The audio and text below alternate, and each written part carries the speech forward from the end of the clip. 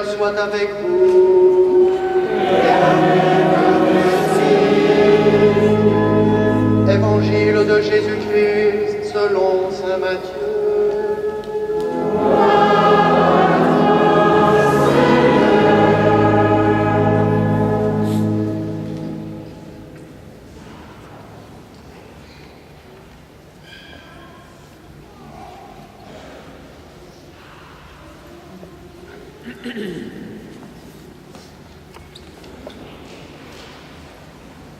Jésus parlait à ses disciples de sa venue.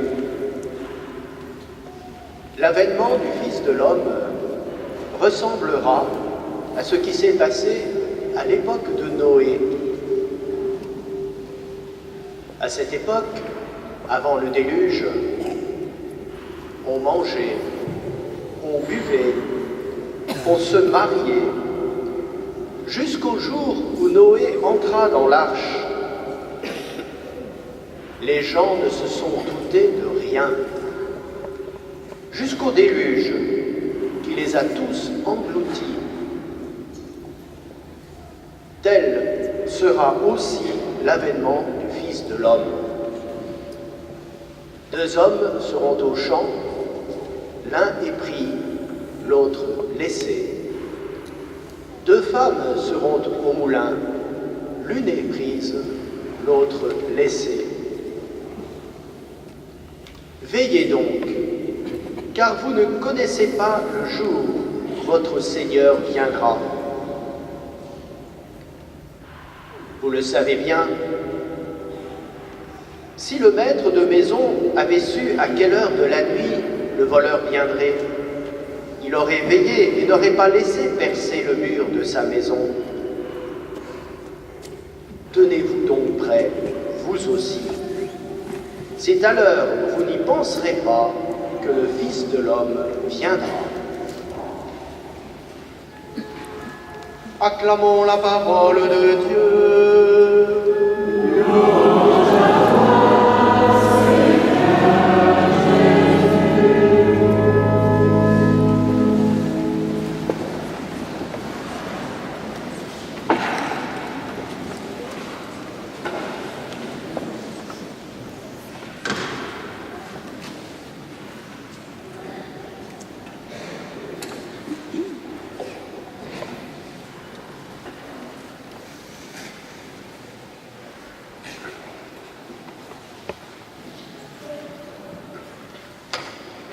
Je vais commencer par un petit exemple qui concerne les hommes, après j'en prendrai un qui concerne les femmes.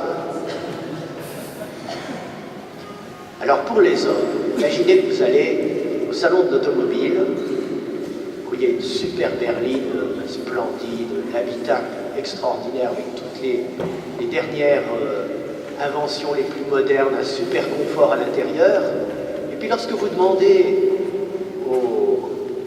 à celui qui vous présente la voiture d'ouvrir le capot, vous avez un choc, il n'y a pas de moteur.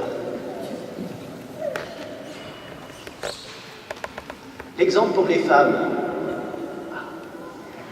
Vous allez dans un magasin spécialisé dans les robots pour faire la cuisine. On vous explique le fonctionnement d'un super robot qui vous fait tout. Hein. Il râpe les carottes, il va jusqu'à faire de la soupe, faire des super veloutés de toutes sortes, qui vous cuit même les plats, quasiment. Et puis, vous découvrez qu'on a oublié de mettre le moteur électrique à l'intérieur. Eh bien, mes amis, notre vie, nous avons un jour été mis sur la ligne de départ. Nous ne sommes pas venus là par hasard, nous sommes le fruit du désir de ceux qui nous ont précédés. Surtout, nous sommes le fruit du désir de Dieu. Nous voilà sur la ligne de départ, et je vous assure qu'il y a un moteur à l'intérieur. Nous avons tous un moteur. Le moteur, c'est nos désirs. Quelqu'un qui n'a plus de désir, c'est quelqu'un qui est en dépression. Vous savez ce que ça donne, hein? Vous en connaissez certainement dans votre entourage, peut-être que certains parmi vous sont passés par là. Le dépressif, il n'a plus envie de rien. Il n'a plus de désir. Et c'est terrible. Parce qu'il arrive dans un immobilisme, c'est comme si la vie s'arrêtait. Donc on a besoin de désir, indispensable. Donc, on pourrait se comparer soit au robot, soit à la voiture. Il y a un moteur dedans, c'est nos désirs. Et puis, il faut un pilote aussi. Parce que c'est bien gentil les désirs, mais si on démarre dans la vie qu'on part n'importe où, on va se prendre un mur, un arbre, on va tomber dans un canal, enfin ça va être la catastrophe. Hein. Ou alors on va être poussé par le mouvement général. Je ne ferai pas de politique. Alors, il faut donc un pilote. Et le pilote, c'est notre volonté libre que le Seigneur nous a donnée. C'est un peu comme si le Seigneur nous mettait sur la ligne de départ, il nous dit voilà, je te donne une superbe Rolls, maintenant, à toi de la conduire et d'atteindre le but. Mais le Seigneur ne nous dit pas tout sur le but. C'est bien joli de dire que notre but c'est le ciel. Mais qu'est-ce que c'est le ciel? Qui est allé voir? Alors, l'Église, dans sa sagesse, va nous apprendre à réorienter notre désir. C'est magnifique de voir ça, c'est que, vous voyez, il faut réorienter nos désirs vers ce qui est le désir profond, qui est en nous, qui a été mis en nous avant même que nous en prenions conscience. Les mamans, vous savez bien que les petits bébés, et les papas aussi d'ailleurs, ils ont des désirs. Ils savent les exprimer. Hein. Je ne sais pas si vous avez remarqué, hein, quand ils ont faim, qu'ils se sentent sales ou qu'ils ont mal aux dents, ils savent le dire. C'est pas très explicite, c'est pas exprimé avec des mots et des jolies phrases, mais ils savent exprimer leur désir. Eh bien, il y a un désir profond en nous, qui est le moteur de tous les autres, c'est le désir de bonheur. Jésus le sait bien, hein, c'est pour ça qu'en commençant son enseignement, il a commencé par les béatitudes. Bienheureux, bienheureux, bienheureux. Donc en fait, on désire le bonheur. C'est une façon humaine de traduire ce désir beaucoup plus profond qui est en fait le désir de Dieu. Tout le monde porte en soi le désir de Dieu, mais seulement il ne le reconnaît pas, il ne sait pas que c'est le désir de Dieu. Il a envie d'être heureux, mais il ne sait pas que c'est Dieu qui va le rendre heureux. Dieu va nous donner un bonheur extraordinaire parce qu'il va nous combler, il va combler tout ce qu'il y a comme désir en nous.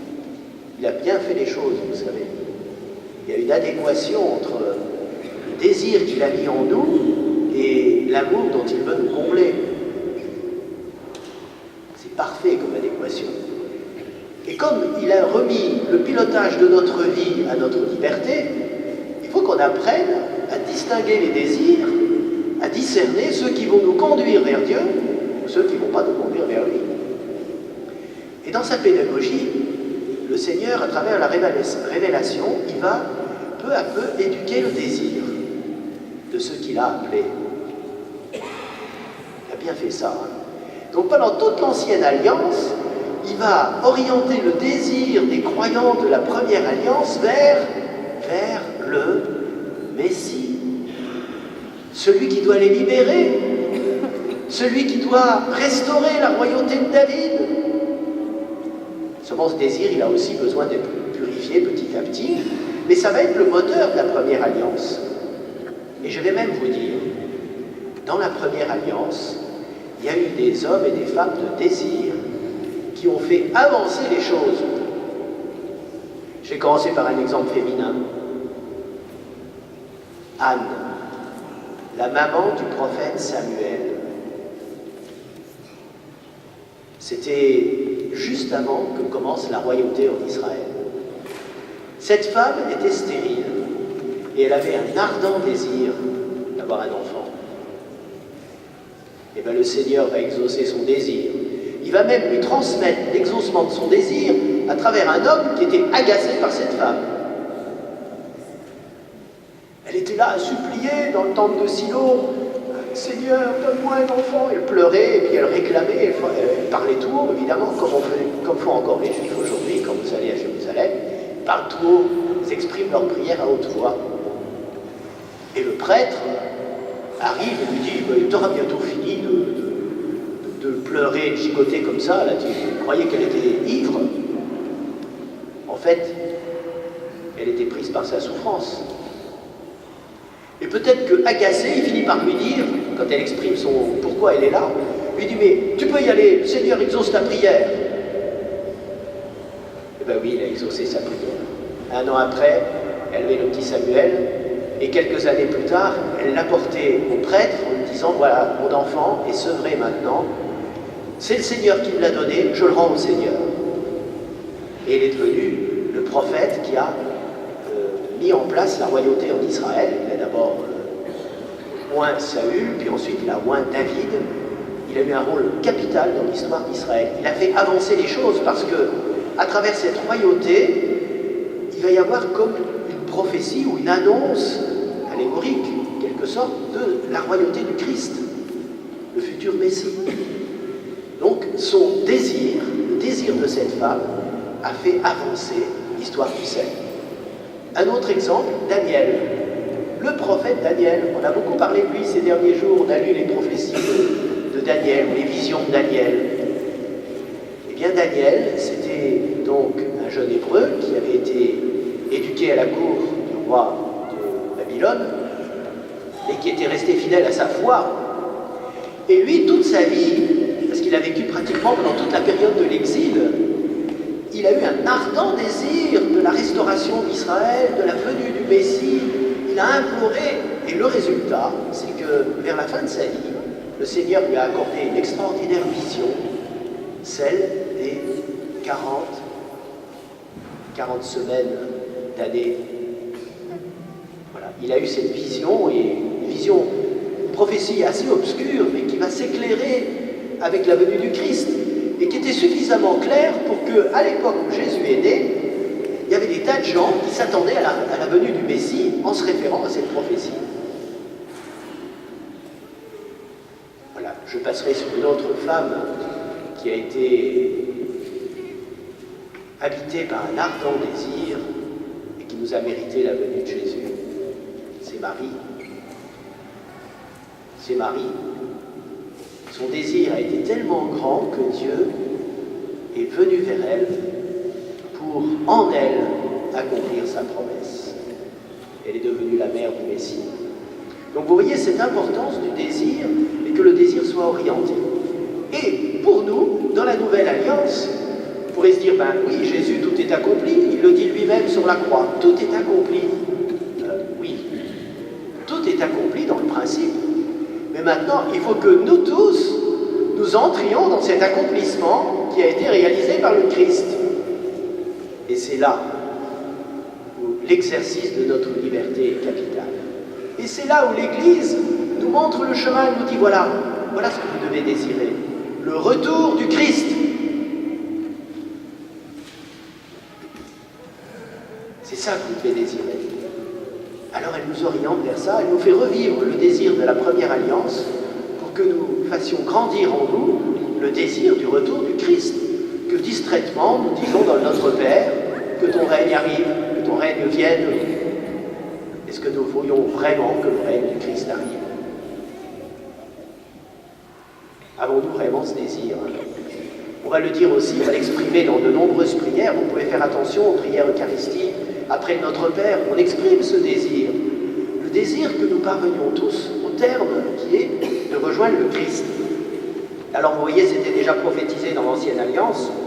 Le prophète Isaïe, qu'est-ce qu'il nous dit? Il nous dit qu'il viendra un temps où les nations tout entières, toutes les nations, multitudes de peuples seront habités par ce désir du Seigneur. Et ils vont converger vers Jérusalem, le temple de Jérusalem qui symboliquement représente le Christ. Ce qui est merveilleux, c'est que dans la Nouvelle Alliance, le temple de la Nouvelle Alliance, il a accompli cette alliance à Jérusalem. Et son côté a été transpercé et est devenu cette source de vie pour nous tous. Donc, le désir de tous les peuples va aller vers lui. Mais il faut que nous y travaillons à ce que ce désir s'accomplisse. Et je voudrais finir en vous donnant quelques conseils. Nous entrons dans le temps de l'Avent. Vous savez ce qu'on va faire pendant notre temps de l'Avent? On va purifier et trier nos désirs. Pour que nos désirs particuliers soient tous orientés vers le grand désir que l'Église nous demande d'avoir, le retour du Christ. Donc voilà, je vous donne quelques exemples pour vous aider à trier. Qu'est-ce qu'on a dans notre cœur? Des désirs de reconnaissance, des désirs de gloire, des désirs de vie tranquille, de richesse, de pouvoir, de grandeur, de luxe. Tout ça, ça existe en nous, plus ou moins. Des désirs de changer de vie, changer d'école, changer de parcours universitaire, changer de femme, changer de mari, changer de métier, changer de voiture, changer de maison, etc. Il y en a des désirs dans notre vie. Il peut y avoir des désirs d'aimer aussi, des désirs de se donner, de se rendre utile. Ça existe beaucoup chez les jeunes, ça. Ils partent en coopération, ils veulent se mettre au service d'une ONG, etc. Désir de voir la paix émerger. Ah, celui-là, j'espère qu'on l'a tous. Désir que la vie soit respectée, de son début jusqu'à sa fin, naturelle. Désir d'unité, désir de sainteté, peut-être désir du ciel pour certains. Voilà, quelques désirs qui peuvent être en nous. Vous pourrez encore en trouver beaucoup d'autres. Eh bien, au cours de notre temps de l'Avent, voilà le programme que je vous propose. Faisons la liste des désirs qu'on a dans notre cœur et apprenons à les trier, comme saint Paul nous le recommande aujourd'hui dans sa lettre aux Romains. Rejetons les activités des ténèbres, revêtons-nous pour le combat de la lumière. Donc apprenons à discerner les désirs qui sont en nous pour favoriser les bons désirs afin qu'ils étouffent les mauvais désirs. On n'est pas chargé de les arracher parce que vous savez, les choses qui sont en nous sont profondément enracinées. Il faut déployer les bons désirs. Ils vont occuper le terrain et ils éviteront que les mauvais se déploient. Ils vont s'affaiblir. Il faut qu'on procède à l'inverse de la parabole, vous savez, où Jésus dit le bon grain qui est semé dans les épines.